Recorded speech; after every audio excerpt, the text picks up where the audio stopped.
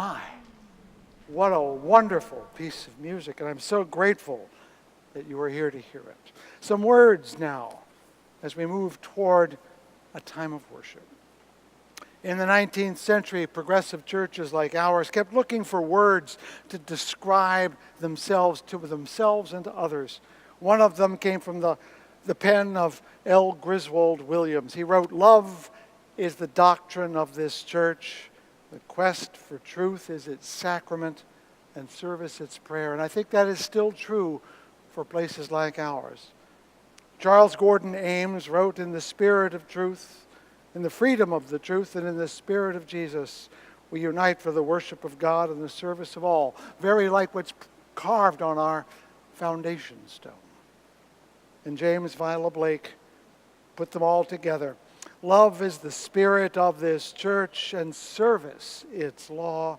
This is our great covenant, to dwell together in peace, to seek the truth in love, and to help one another. With those simple hopes in mind, we gather to worship.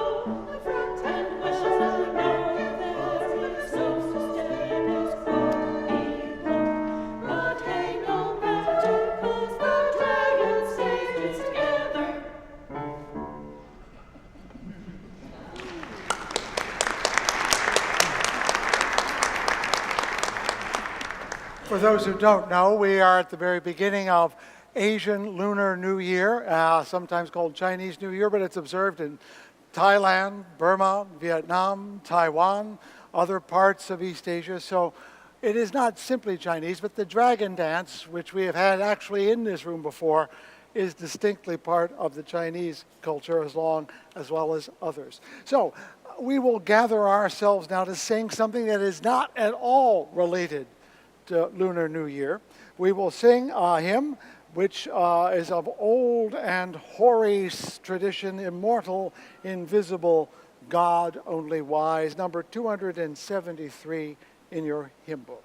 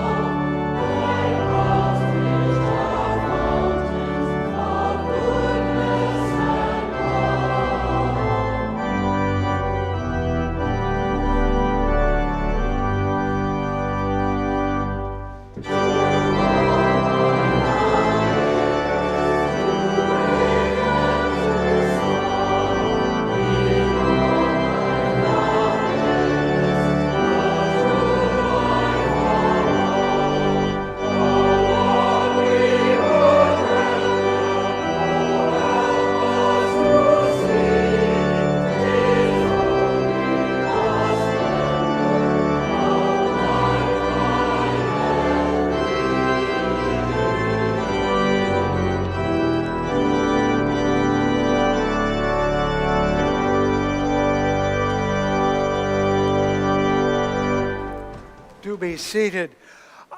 I know you may not agree with the theology, but that's a fun hymn to sing. Come on, you got to give it that. We will now join together in a responsive reading. This taken from the great Taoist mythical founder, Lao Tzu. And we can now remember and recall some of the wisdom that tradition still holds for all of us. Existence is beyond the power of words to define. Terms may be used, but none of them are apt. In the beginning of heaven and earth, there were no words. Words came out of the womb of man. And whether we dispassionately see to the core of life or passionately see the surface, the core and the surface are essentially the same. Words making them seem different only to express appearance. If name be needed, wonder names them both. From wonder into wonder, existence opens. I like that, from wonder into wonder.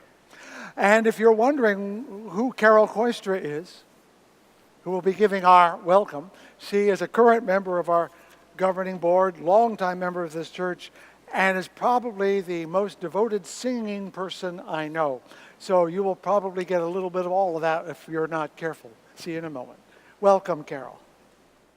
Good morning on this cold February Sunday morning.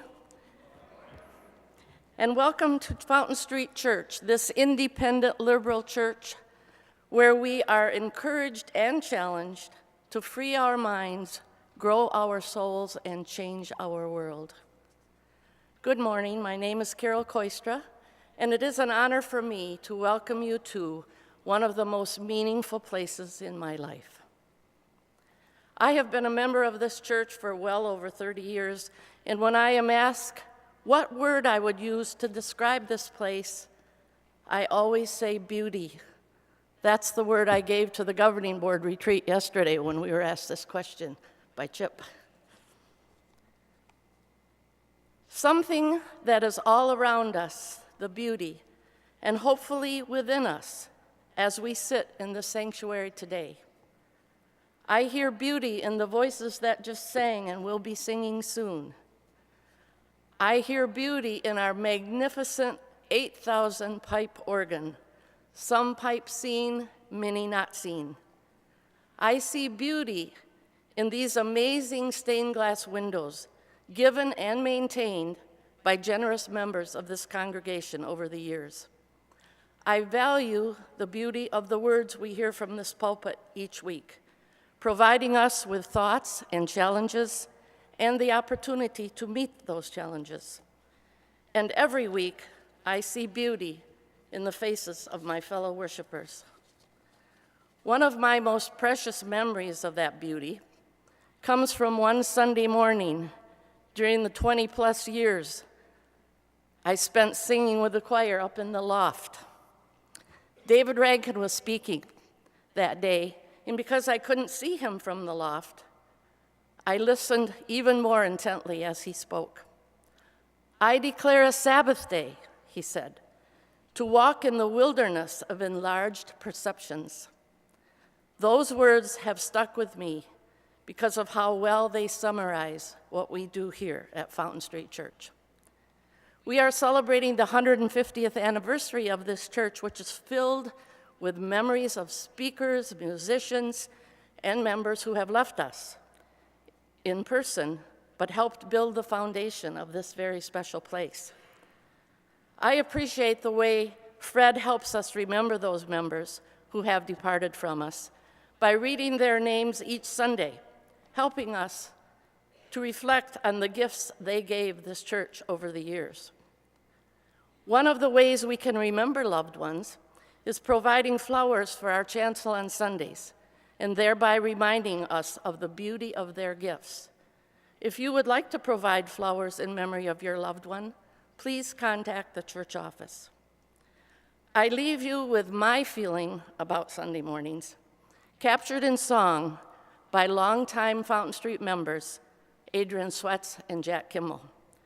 With these words, a few of us will now sing them for you.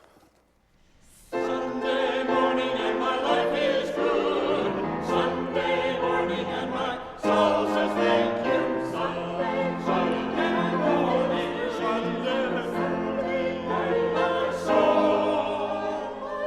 and my soul says thank you.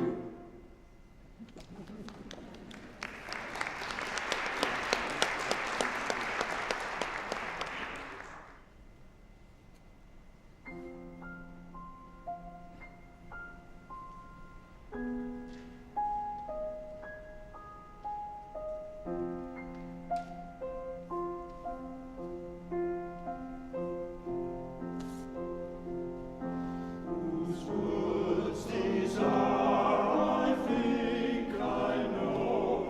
His house is in the village, though he will not see me stopping here to wash his robes fill up with snow.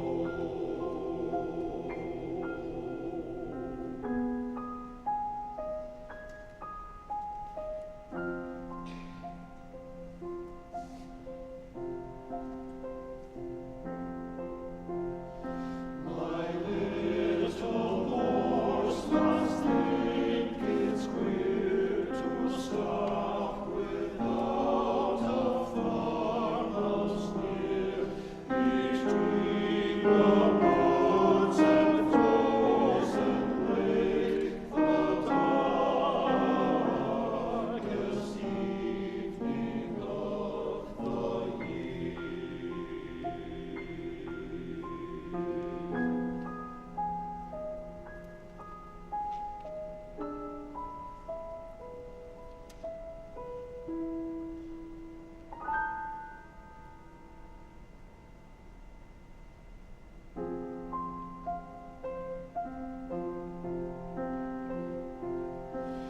He gives his harmless bells a shake to ask if there is some mistake.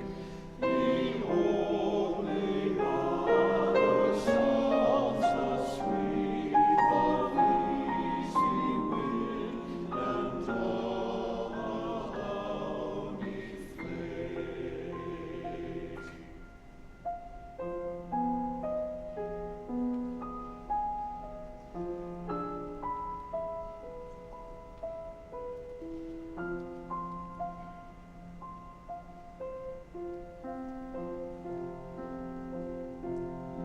The woods are lovely, dark and deep,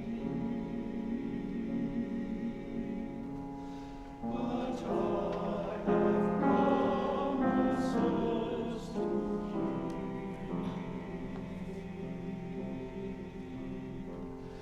and must to go before I sleep.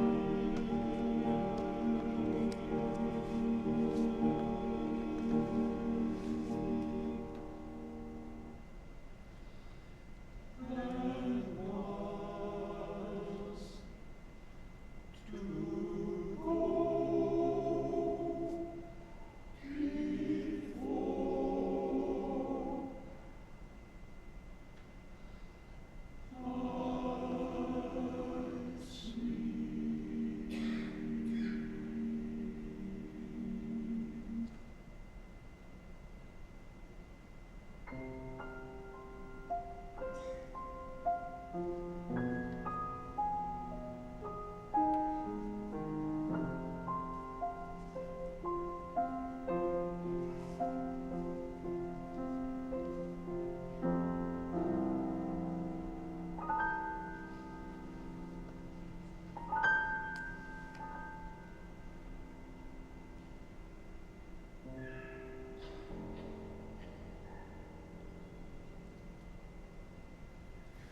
Do I remember correctly? That's from an assortment of Robert Frost poems that were among the few he allowed to be set to music. Was for the bicentennial, I believe, of the town of Amherst, Massachusetts, where he was in residence for some time as poet and professor. And I think Randall Thompson kind of nailed it, don't you? That's one of the great poems of our American poetic tradition. When it comes to readings, it would be hard to do better than that wonderful poem. But there are other forms of wisdom. There is the poem that we heard and sung, The Wisdom of Lao Tzu, and the very complicated and sometimes annoying wisdom of Paul of Tarsus, who in his second letter that is to Corinth, actually an assortment of letters that were edited together after he died. There's this interesting passage. So we do not lose heart. Even though our outer nature is wasting away, our inner nature is being renewed day by day. For this slight momentary affliction is preparing us for an eternal weight of glory beyond all measure, because we look not at what can be seen, but at what cannot be seen. For what can be seen is temporary, but what cannot be seen is eternal. For we know that if the earthly tent we live in is destroyed, we have a building from God, a house not made with hands, eternal in the heavens. Jeanette Winterston, whose work I do not know, but I discovered in my research this week, has this interesting passage that collects a piece of what Paul is implying. I've always tried to make a home for myself, but I have not felt at home in myself. I've worked hard at being the hero of my own life, but every time I checked the register of displaced persons, I was still on it. I don't know how to belong. Longing, yes. Belonging, no. And one very quick sentence from the novelist Jhumpa Lahiri. Those who don't belong to any specific place can't, in fact, return anywhere. With those enigmatic thoughts in mind, I'll turn to the offering. I have, let's see if, yeah, there it is. I'm good. So I've mentioned the phrase, whose are you, from time to time, something I was taught by an African-American theology professor I studied with briefly. In that tradition, the community from which you rise is a very important part of your identity. But where are you is another good question, and I'll be addressing that in my sermon. But when it comes to the offering, what we think about is when we give our cash offering, we spread it back into the communities around us that are literally around us, where we are. One of the things that every organization like ours should do is ask, what do we have to serve the time that we are and the place that we are? Where can you put your best work? And we are a downtown church, so we give a lot of our offering to the communities that live around us who need help, the poor, the homeless, those who are struggling, because they tend to be in urban areas. By the way, do you know where most hungry people live now? In the suburbs. Because that's where the least expensive housing is, as more and more posh housing grows up in downtown areas. That has the effect, that's called gentrification, everyone, of removing people from urban areas and to places where they can afford, which is at some distance. I just want you to think about that, because where we are is a considerable part of who we are. We are a downtown church. We are an urban church. Our building was put up at the same time as the AT&T building across the street. You ever notice the similar architecture? They were virtually at this. We are a bastion of downtown. So where we are is important, because it gives us a clue as to who we are. So I want you to think about who we are as well as who you are as a person. And think that when we interact with the folks that surround us, we are at home in our mission in ways that perhaps we don't always notice, but is always real. Your offering to serve the place that we are as well as the people who we are. That offering will now be most gratefully received, and as I say very cheekily each week, give money, make music.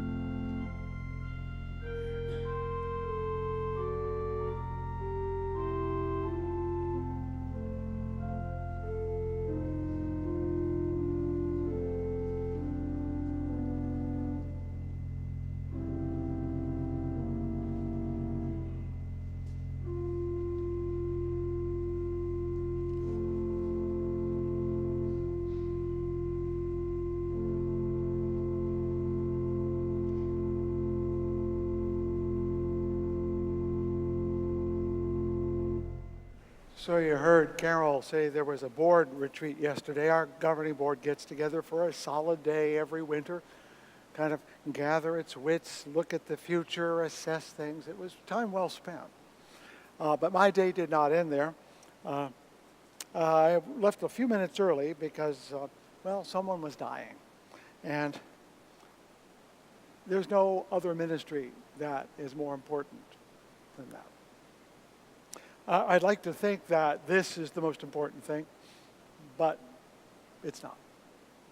And so I got in the car, went down the road over to, and I visited already twice that week, the day before and the day before that. And I don't know if you've ever attended a death, but it's a curious state of both profundity and both profound and ordinary. You are held by the gravitas of the situation, but there's nothing you can do. Your presence is your only purpose. And so we sat down, or I did, along with mom and daughter. This is Harold Dirks, by the way. He was on the pulpit committee that called me. So there's a little more than just a parishioner there. Harold, when I first met him, reminded me of Robert Schuller. Anyone remember Robert Schuller? And sure enough, they're kind of from the same neighborhood. He had the great big smile and the shock of white hair and the sunny and he had the voice too. I said, oh my. But he wasn't. He was a civil engineer. But of course, he wasn't that day. Now, why am I telling you this? Because I'm done out of prayers. Sometimes the only prayer you have is to be there and shut the hell up. It's not very eloquent, and no one will remember you. But in honor of Harold and all those other folks who, all of us, have already surrendered their lives, let us keep quiet for just a minute for Harold and all those other folks, for ourselves. Let's just be quiet for a little while.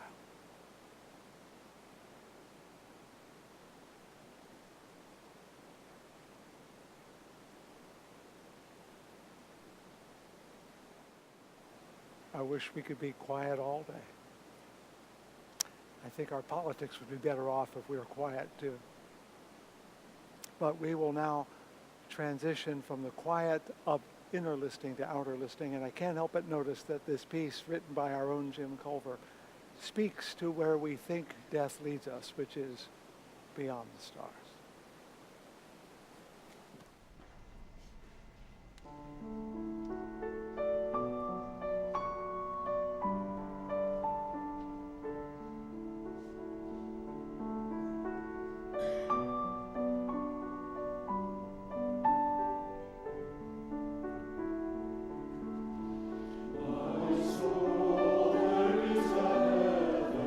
Shining far beyond the storm.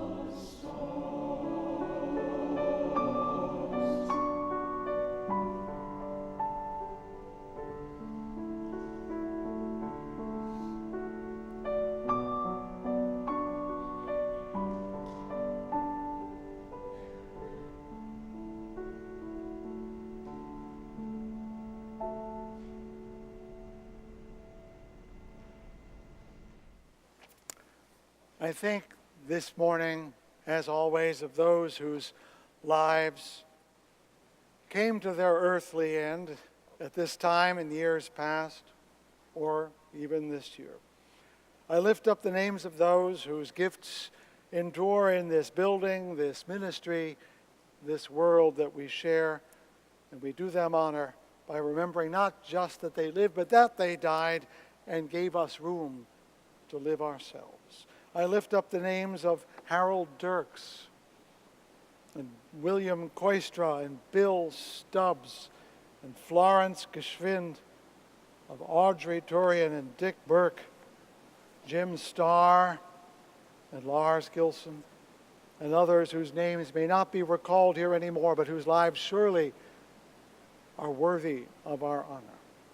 El Malay Rachamim Shokim Rachamim, God filled with mercy, dwelling in the heavens heights, bring proper rest beneath the wings of your Shekinah to the souls of our beloved and our blameless who have gone to their eternal place of rest. May you, who are a source of mercy, shelter them beneath your wings eternally. Bind their souls to you and to we the living, that they may rest in peace, that we may be at peace. And let us say, Amen. All around me, people were moving. Dad and Mom brought the boxes in, and the movers were carting the furniture. And I was sitting on the sofa in my toddler overalls with legs too short to bend over the cushions.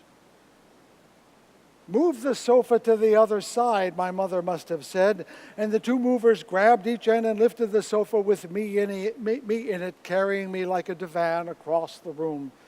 A brief ride which is among my earliest memories. That was the first of 16 moves in my life, the last one being to our house in Grand Rapids. That's 50% more than most Americans. Most moves are local, from one part of town to another, sometimes upstairs or even downstairs, and mostly for two reasons. They're either moving up in life or moving down. My folks moved up every time. We were of that post-war baby boomer time.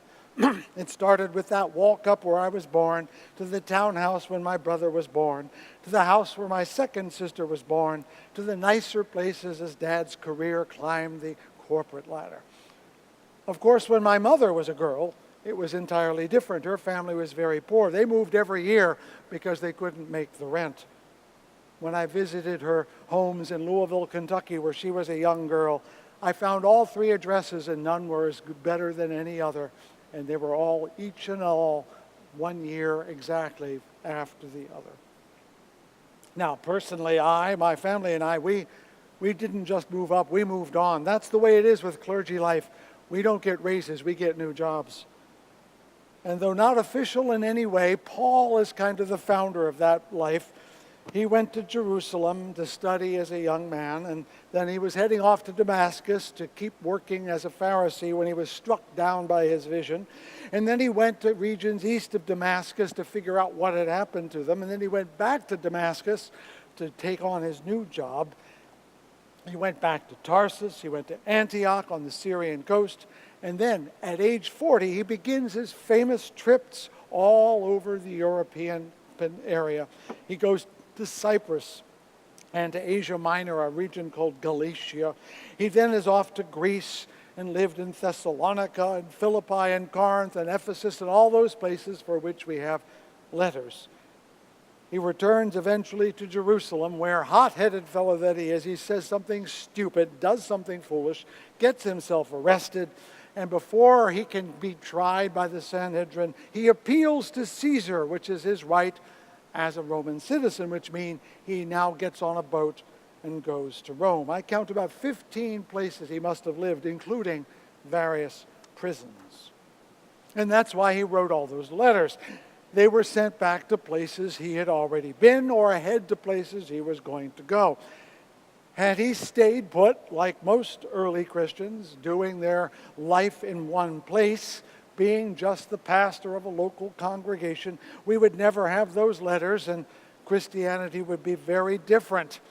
You may decide whether or not that's a plus or a minus, because it is in those letters later shared between congregations, that the doctrines of Christianity began to form and become clear and consistent. Separated by place, Paul used words and ideas as pastoral care. He didn't get to sit by the bedsides that I do, to knock on the doors or the nursing homes. He had to write to the people he cared about. He could not frown his disapproval or smile. He could not wag a finger or pat someone on the back. He only had letters. And I get, when I read them, how deeply he cares about the people he is writing to. Long ago, when I was in seminary, my home church in Vermont at the time, which is where I was before I went to seminary, tried to kick its minister out. This is not unheard of. And I was very unhappy. This was the man who had recommended me for seminary. So I wrote a letter back to my home church from my seminary. This is in the days before email, remember. And they read it aloud, as they did in Paul's church. And they didn't pay attention to me, as they didn't pay attention to Paul, and they fired him anyway. But that's how you made a point from a distance. You wrote back. And you write with strong language because you can't be there with the body English to add to it with a loud voice. I did whatever I could to try to move them, and so does Paul. His second letter to the community in Corinth, which I've been digging into all this month, is very like that. It is full of passion and feeling and emotion.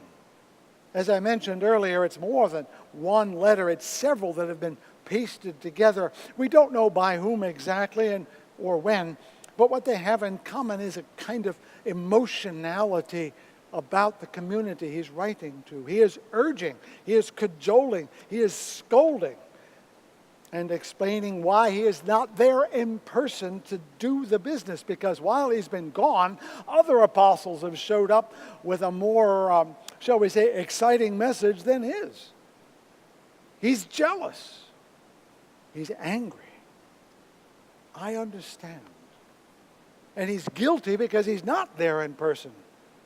And that's the background for that little bit I read earlier, which uses the image of wandering. For we know that if the earthly tent we live in is destroyed, we have a building from God, a house not made with hands. He's talking about the physical body, you know, but he's using the metaphors of a tent and a building, and these are familiar metaphors from his Jewish tradition. Because what is the story of the Jewish people but of a people liberated from Egypt who wandered in the desert for 40 years, living where? In tents. And so did their God, in a tabernacle that sent up a pillar of cloud and a pillar of fire. That is their story of origin, of going from point A to point B, and they lived in tents on the move until they came to the land their mythic ancestor Abraham was promised years before. Only after they arrived there, in that place, did they start building buildings. And only then did they build a building for God, the temple in Jerusalem. Paul's vision was that this promise was not limited to the Jewish people. That not only would the Jewish people be allowed to go home and live out their covenant, but that all people would be gathered together, brought home, returned to the way the world was when God made it. And that this was happening as Paul experienced it through the designated work of Jesus, who was the Redeemer of all people. And so he sees life not as a physical journey from point A to point B, but a temporal journey from this point in time to another point in time when everything will be made right again. True, our bodies are like tents in the fabled wilderness, We need them only until we get where we're supposed to go. And if you ask most Christians, that will be heaven or something like unto it. But in the meantime, wherever we land, we are all living in temporary quarters, including our physical bodies, which came home to me as I was sitting with Harold and his family yesterday, watching the body slowly give up its integrity, watching it relinquish life so reluctantly. And I've done this a dozen times. I've watched the body struggle to stay alive. It exhausts itself in the effort to stay whole. And yet it cannot. It must yield. And so it does. And so, like a tent, it wears out. You remember what Paul did for a living, don't you? He was a tent maker. It was a good business because tents wear out. Just as Israel was a nation defined as by its wandering from point A to point B, from Egypt into Canaan, Paul is defining himself by his wanderings away from his tradition toward something he can imagine but has never seen. And he is intending to guide people through time, not place, through the wilderness of this life into a more whole life that is waiting, that has already begun, that will come inevitably. My first big move that I remember consciously was when I was the age of 9. Before that, it was all in suburban D.C. I was born in Tacoma Park in the Seventh-day Adventist Hospital 2 blocks away from the apartment where my parents lived. I don't remember that one. I remember moving into the next place. And the next place, which was that little house also in the same region. But then at age 9, my father got a new job. It was back to Baltimore where he had grown up, where my mother had grown up. And so they were returning home. For me, I was leaving home. I was leaving the one part of the world I knew, the one place I knew I belonged, in my neighborhood with my friends. And it's only now, perhaps, if I'm totally honest, I can admit that I've never felt at home since the age of 9. I was taken from where I belonged in my heart to another place where I lived, and there was my family, and there was a house, and we lived there, and it was like home, but it was never where I belonged. And if I am truly honest, I have never belonged anywhere else in my spirit. I have lived many places, and they've all been wonderful places, served many communities, belonged to them in the sense of serving them, but they were not my home. It took me a long time to realize how much that moment defined me without my being asked, because after all, I didn't choose to leave my home. My parents chose it for me, and it's hard. And then I remembered, as a parent, I've done the same thing to my children. They never chose to move at all. We took them away from where they had been. And in fact, for my eldest, it was almost exactly at the same moment in life, snatching them both from places they knew without their consent. Because losing one's home is to lose yourself in some ways.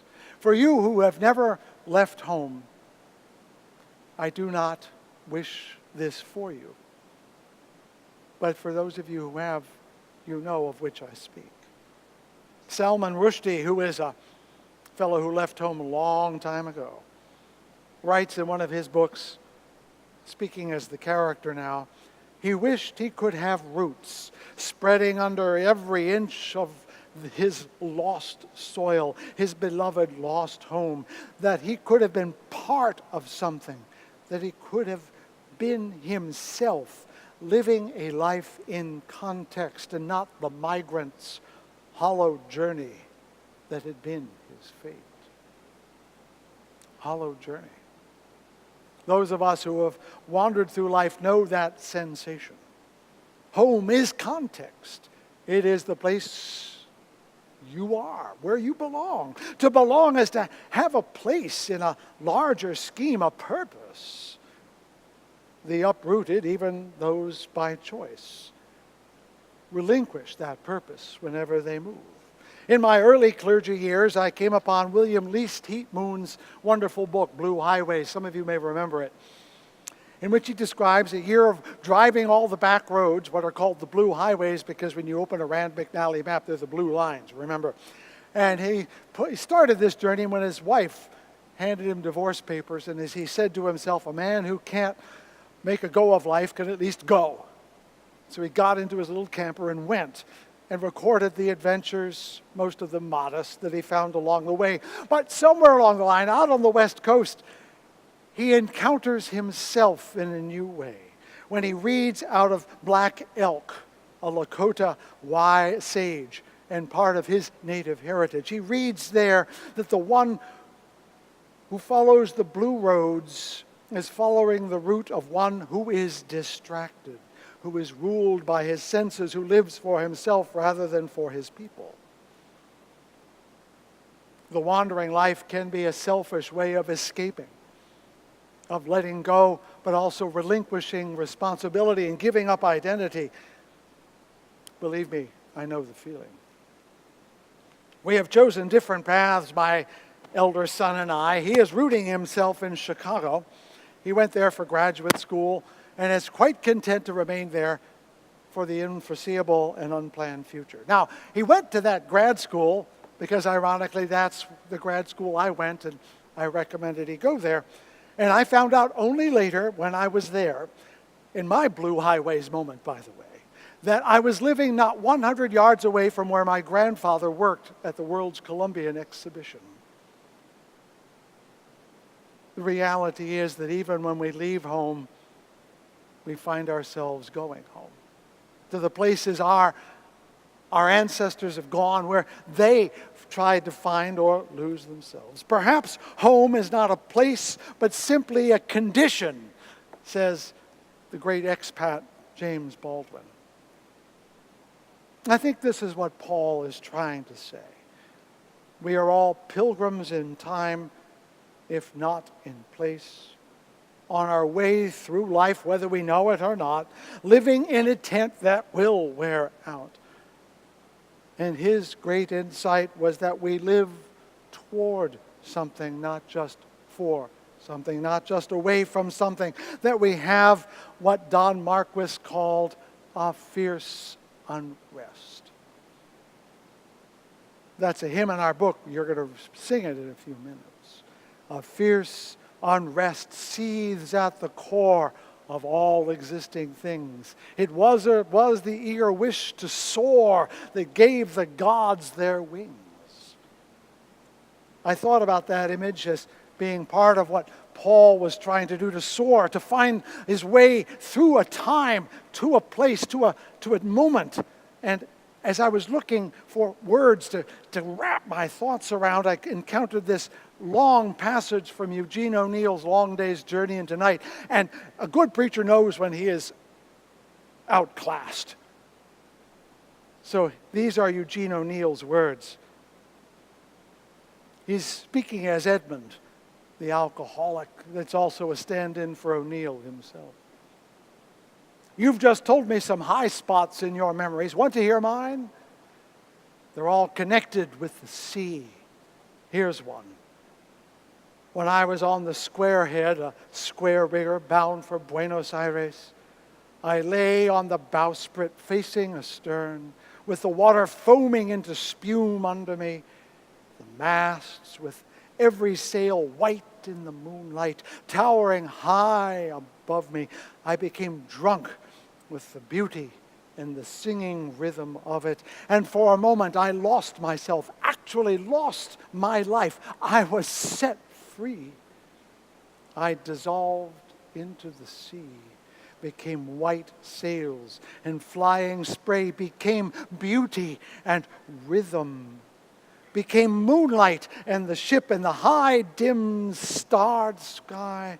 I belonged without past or future, within peace and unity and a wild joy, something within greater than my own life or the life of man, to life itself. after several other times in my life when I was swimming far out or lying alone on a beach, I have had the same experience.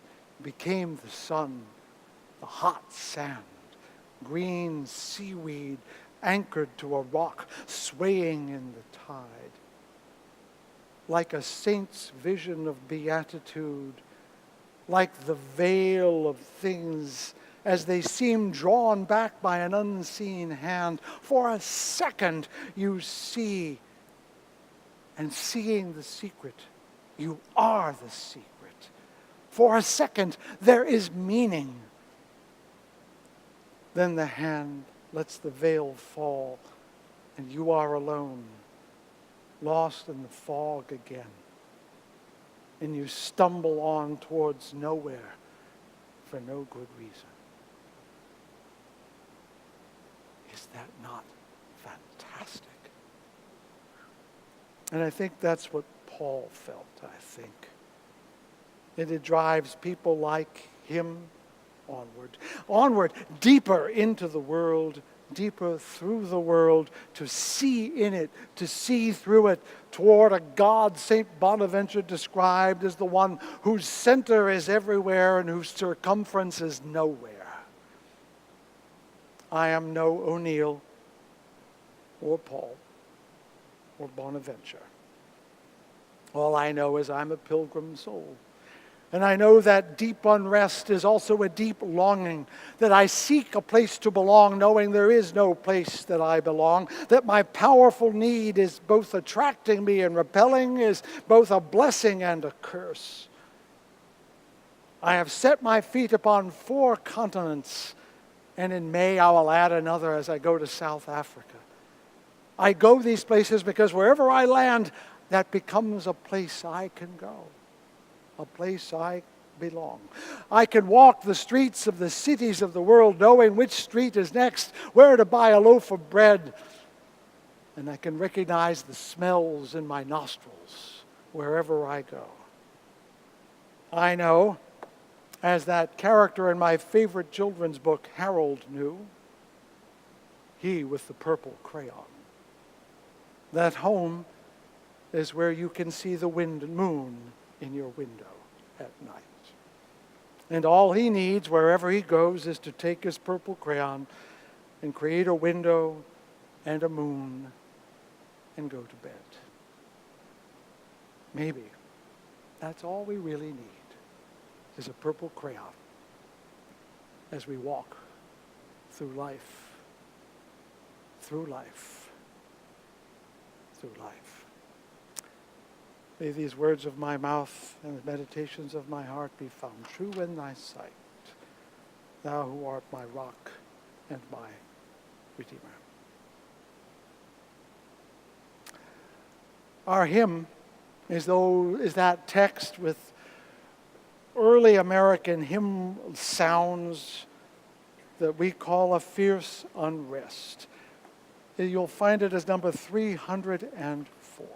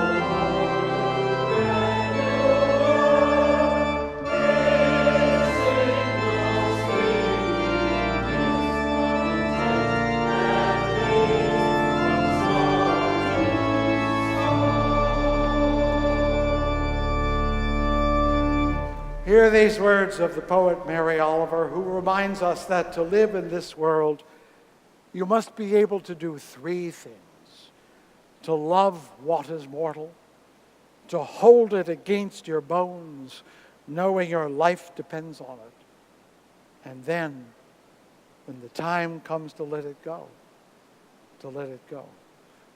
We here come to find our way to those things, knowing that even as we fail, each day is another chance to reach for that, because this day, and indeed every day, is a day which the Lord has made.